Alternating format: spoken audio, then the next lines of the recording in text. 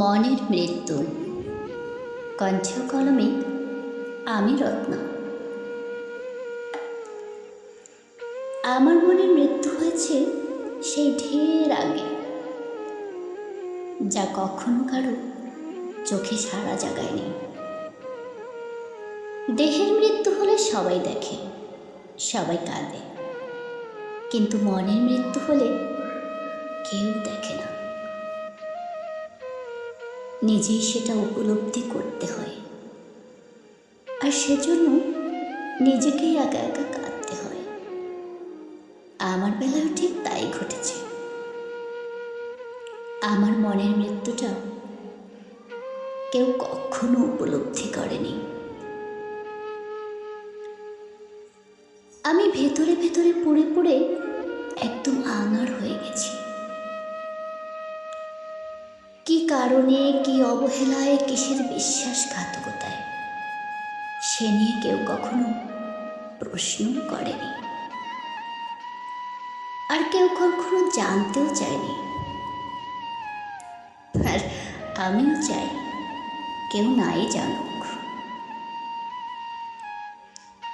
দেহের ভেতরের ক্ষুদ্রতম একটা অংশ হচ্ছে মন। সে মন কাচের মতো ভেঙে টুকরো টুকরো হয়ে যাচ্ছে, ক্ষত হয়ে যাচ্ছে।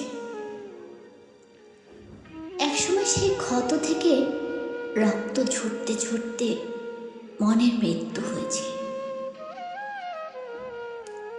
আজও আমার নিথর দেহটা আছে, কিন্তু মনের ভেতরে যে রক্তক্ষরণ আজ অব্দি বন্ধ করতে পারিনি। হয়তো কোনোদিন হবেও না। তারপরেও সে মনের মৃত্যুর শব্দটাকেও শুনতে পায়নি। পোড়া মনের লাশটা একবারও কারো চোখে ভাসেনি, শুধু নিথর হয়ে বেঁচে আছে দেহের গভীরে। আমি বুঝতে পারি না আমার ভাগ্য খারাপ নাকি আমার কর্ম খারাপ, কারণ আমি সবসময় যা চেয়েছি সেটাই হারিয়েছি।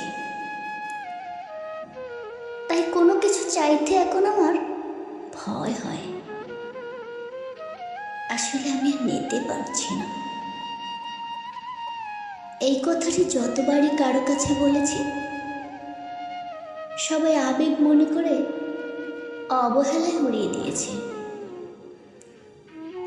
কিন্তু বাস্তবতায় আমি যে কতটা নিঃশেষ হয়ে গেছি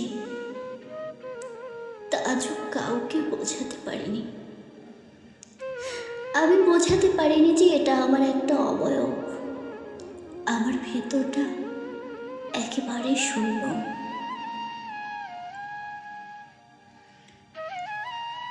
কিছু কিছু কষ্টের কোনো ব্যাখ্যা হয় না, কাউকে বুঝিয়ে বলা যায় না আসলে কষ্টটা কি। আমি নিজেও মাঝে মধ্যে এর কারণ খুঁজে পাই না। কখনো কখনো মনে হয় কারো সান্নিধ্য পেলে হয়তো আমার কষ্টটা দূর হয়ে যাবে। আবার কখনো মন চায় আমি একাকী নিঃসঙ্গতায় নিভৃতে কেঁদে যাই, কিন্তু মনের সাথে আমি কখনো পেরে উঠি না। সে এক অন্যরকম অনুভূতি, যে অনুভূতি কখনো মনকেও সাড়া দিতে পারে না। আর কি করে পারবে? আমার মনটাই তো সে কবে মরে গেছে। সত্যি বলতে আমি খুব একা। হাজার মানুষের মধ্যে থেকেও নিজেকে একাকী ফিল করি,